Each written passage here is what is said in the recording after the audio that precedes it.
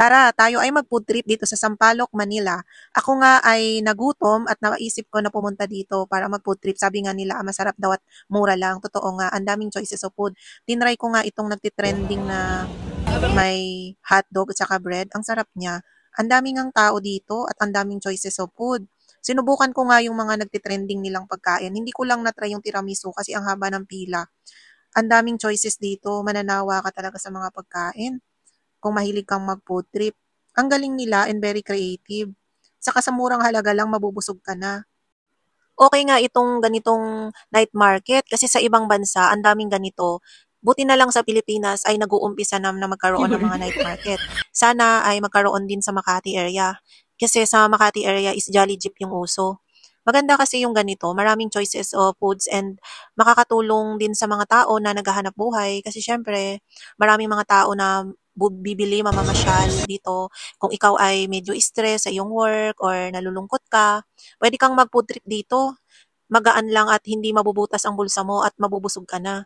Pwede mong isama ang mga tropa mo, kaibigan mo, mga mahal mo sa buhay or pamilya mo at siguradong mag-enjoy kayo dahil mura lang ang mga pagkain at busog na kayo dito. Ayan nga, tignan nyo naman, napakaraming choices of food.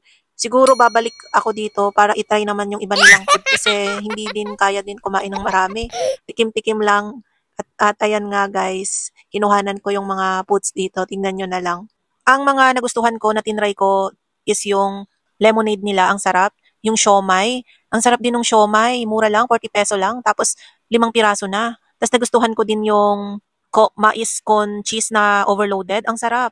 Tsaka yung ano nila, yung tofu na ang nagpasarap yung sauce and yung kanilang barbecue. Nako, the best. Yan daw talaga yung pinupuntahan dyan, yung barbecue. Kung mapapansin nyo, yung restaurants na maraming kumakain. Hindi ko na nga na-try yung pinipilahan na ice cream. Sa susunod na balik ko, mukha kasi siyang masarap. Magdadala ako ng antihistamine kasi hindi ako makakain ng malamig dahil sa aking allergic rhinitis. Nakakatuwa dyan si kuya kasi Inglesero siya na nagtitinda ng ice cream. Tinry nga rin namin itong kanilang pusit na inihaw. Ang bango kasi. So kahit na lagi akong kumakain yan sa Quiapo or sa Baclaran, is tinry ko pa rin siya. At nagustuhan ko rin talaga yung mais na maraming cheese na umaapaw. So ayan. At yung lemonade. At nakita ko nga may nagtitinda rin dito ng pork sisig na pinipilahan din. Mukhang masarap lahat ng kanilang drinks. Talagang pinag-effortan talagang gawin. Yung dragon juice hindi ko na natikman. Lemonade yung tinikman ko.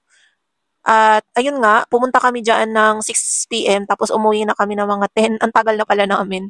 So hindi mo na mamamalayan yung oras. Siguro pag ano, masaya ka and kumakain ka, nagpo-food trip ka, hindi mo na namamalayan yung oras na ilang oras ka na palang kumakain.